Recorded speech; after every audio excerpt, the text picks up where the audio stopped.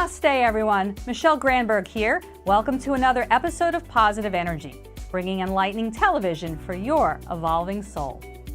On this show, we're talking about an ancient stringed musical instrument that produces mesmerizing, heavenly sounds. That's right, we're talking about the harp. The harp was popular in medieval and Renaissance times, but it's still being played today in various settings. I'm pleased to be joined by Gabrielle Esposito, Harpist. She's going to introduce us to this age-old, captivating instrument. Stay where you are, because Positive Energy starts right now. So I'm here with Gabrielle Esposito. Welcome, Gabrielle, to Positive Energy. Thank you so much. I'm so excited. So you're a harpist. Mm-hmm. You brought your harp with you today, and we're going to be able to hear you play. I'm very excited as well. So tell us a little bit about the history of the harp. Where does it come from? How far back? Yeah, so the harp is actually one of the oldest instruments in the world. It dates back as early as 3000 BC. The earliest harps were made from hunter's bows, and they would just string more strings to make that kind of shape. And it wasn't until 1500 BC that from Asia, they brought over to Egypt the angled harp, which is basically a soundboard, and then there was a straight arm that the strings attached to and went down into the soundboard. So it basically would be this, but without this pillar. And the harps looked like that for a long time until the Middle Ages. And then during the Middle Ages, that's when they put the pillar in to reinforce it and be able to put more strings. And it just kept evolving over the next couple of centuries. Around the 17th century was when the hooks were added, which are called levers. And basically what they do is they take the string from the note that it's in up a half step. So if there's a note that's C natural, when you put the hook up, it takes it to C sharp. So this allows you to play more keys. But even still, it's very limited because you only have 2 notes per string with the levers. So later at around, I want to say 1720 was when they came up with these pedals. And what they did was they put 7 pedals at the base of the harp, and each pedal corresponded to one note. So there was a pedal for each note, and every single string that was that note was hooked up to that pedal. And what the pedal does is there's 3 positions. There's the top, middle, and bottom.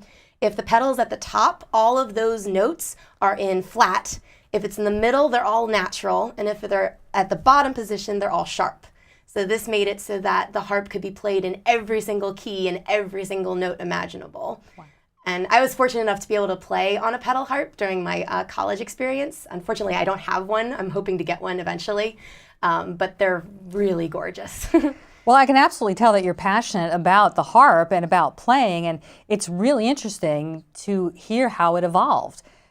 Because when you look at the harp, I feel like I'm in a time warp a little, like I've time traveled, yeah. Right? Because although it's evolved, it's stayed so true to what it once was as well. So it's pretty rare that people play the harp. I haven't met any other harpists in my life. So for you, how did you become interested? So I actually started on the piano. My mom was a pianist, so she gave me lessons, but I hated practicing. I just never wanted to sit down. So we went to an Amy Grant concert when I was 9 years old, and we sat right over the orchestra pit, and we were right over the harpist. And it was love at first sight. I came home and I was like, Mom, Dad, I want to play the harp. So that Christmas, my grandfather got me a shepherd's lap harp, which is only like this big and only 30 strings. So it's like a fraction of that size. And he got me a bunch of books, and he's like, all right, learn how to play.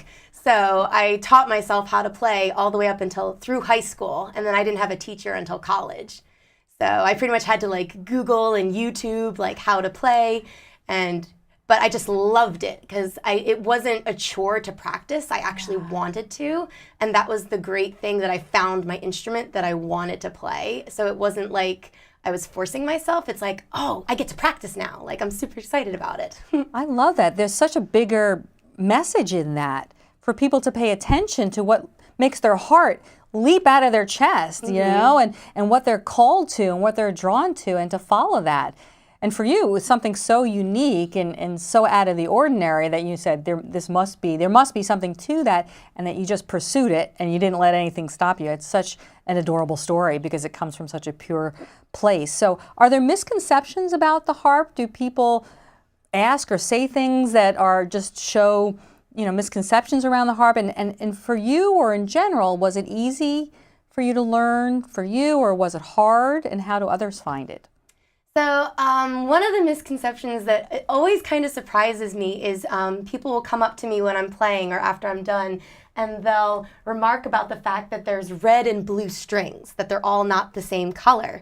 And I told them, I was like, okay, well, think of it this way. If you were to sit down at a piano and there was no black keys, you wouldn't be able to play it because you wouldn't know where all the notes are.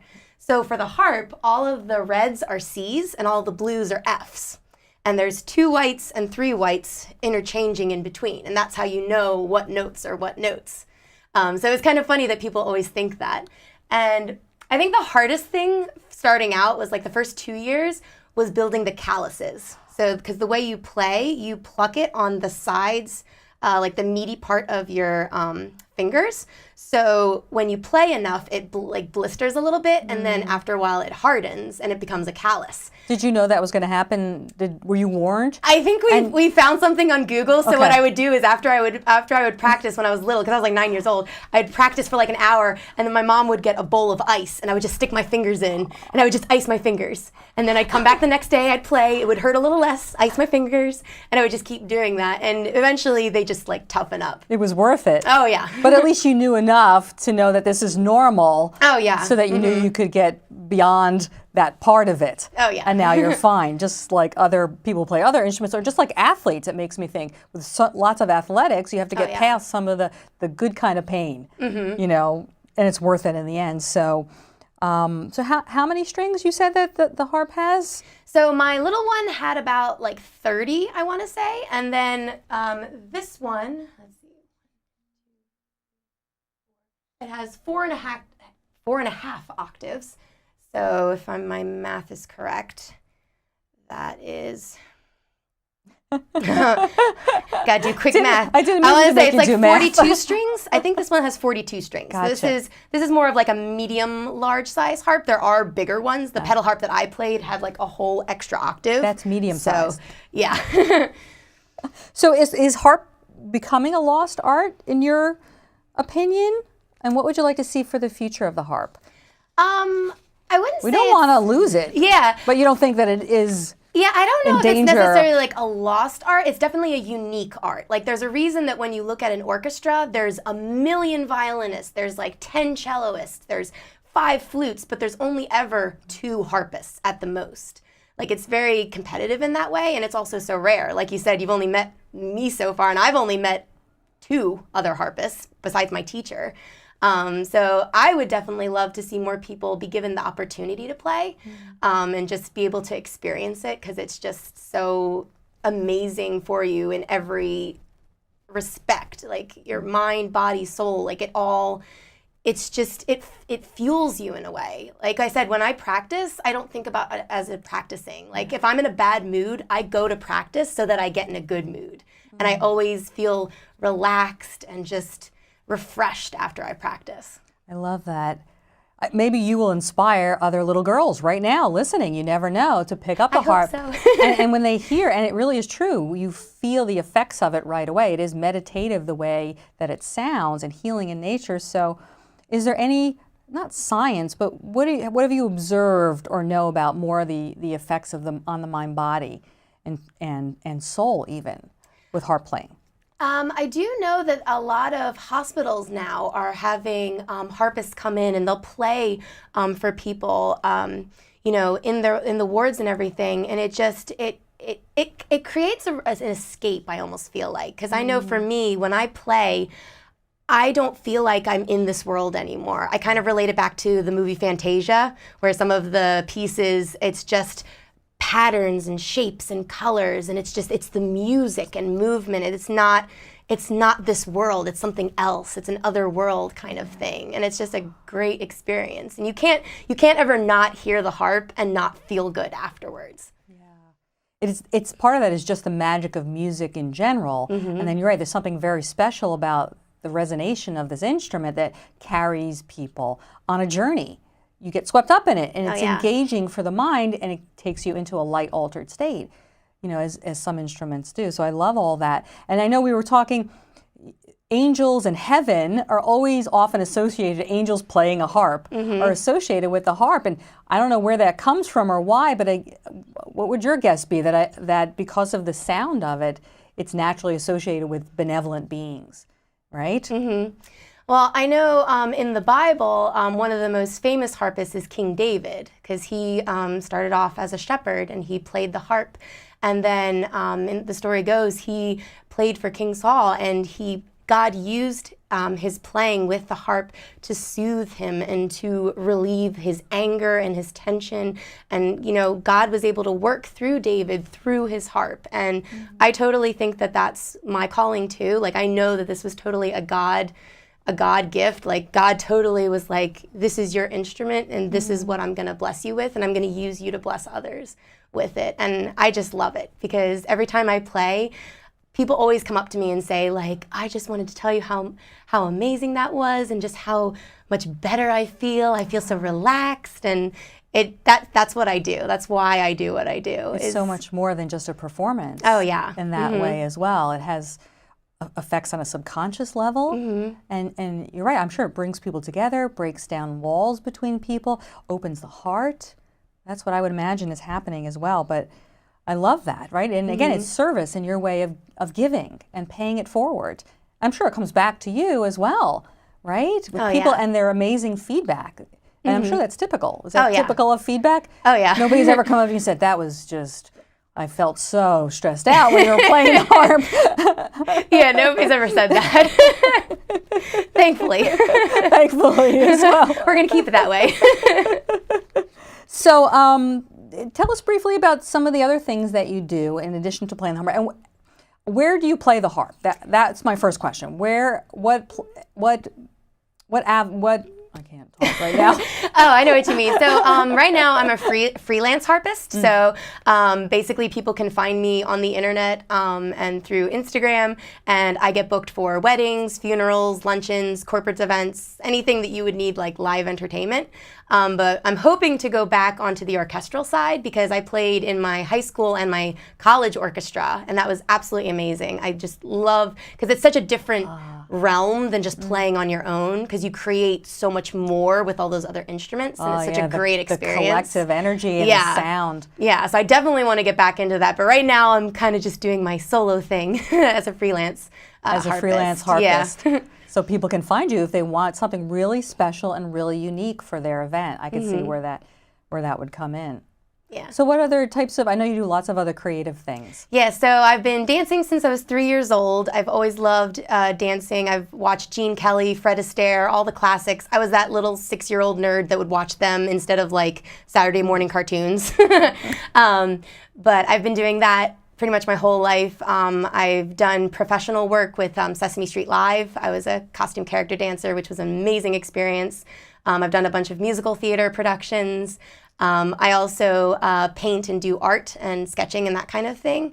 And then on top of all of that, I teach dance and acrobatics, specifically like hand balancing, circus kind of stuff, which is what I'm starting to get into a little bit more. So I'm hoping to do more of the aerial circus arts with like the silks and hoops and everything, where they're like all the way up in the air. Yeah, it's like so cool. So I love that. Well, I love how the essence of everything you do just sort of circles back to expressing yourself and creativity and just spontaneity, so much of it as well, and just reaching your potential, through these instruments and through those avenues.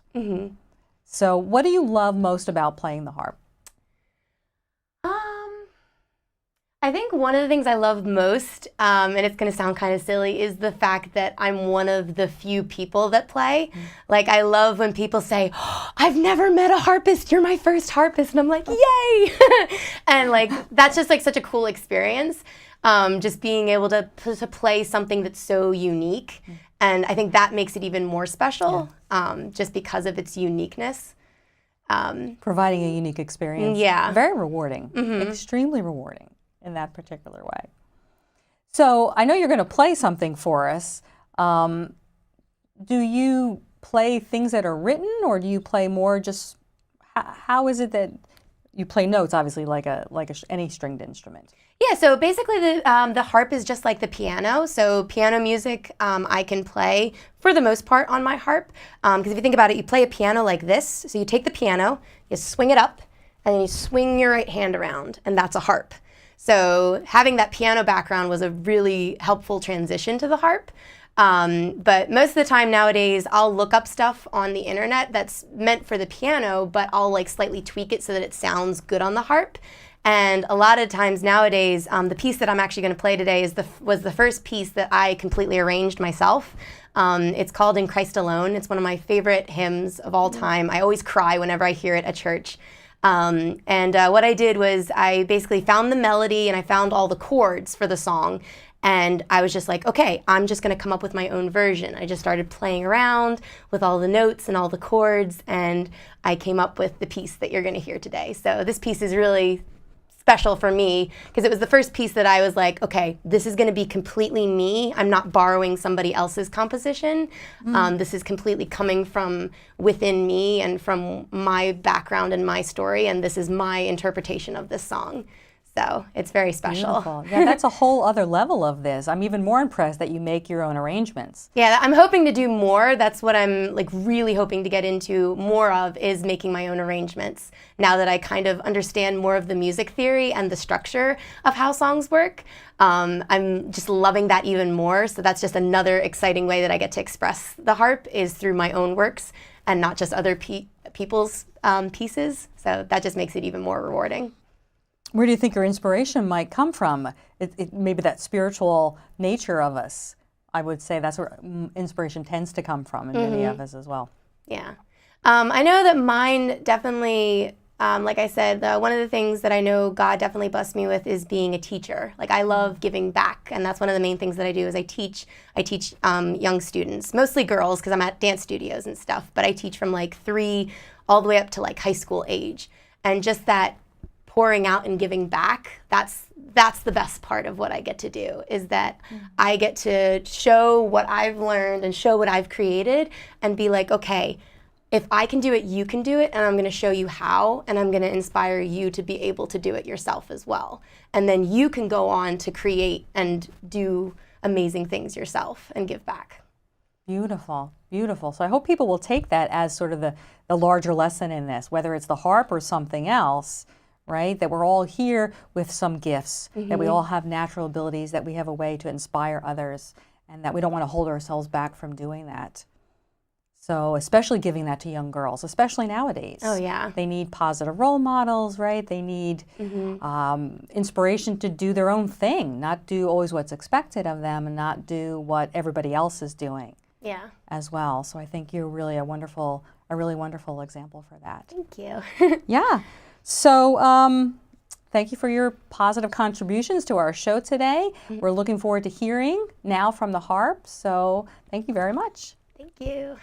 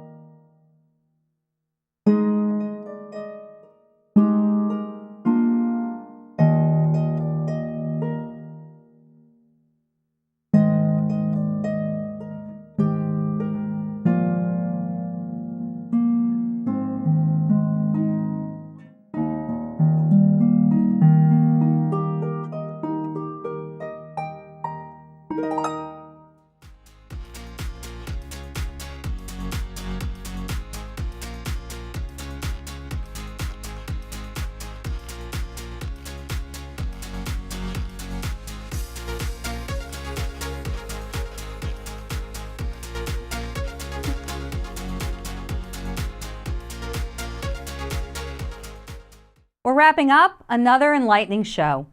My closing message is this: find radiant magic in ordinary things, and you can turn any moment into a sacred moment. You are a divine instrument of the universe, here to play your own unique melody. Thank you for watching. If you like our show, please share it with others. And join me next time, right here on Positive Energy.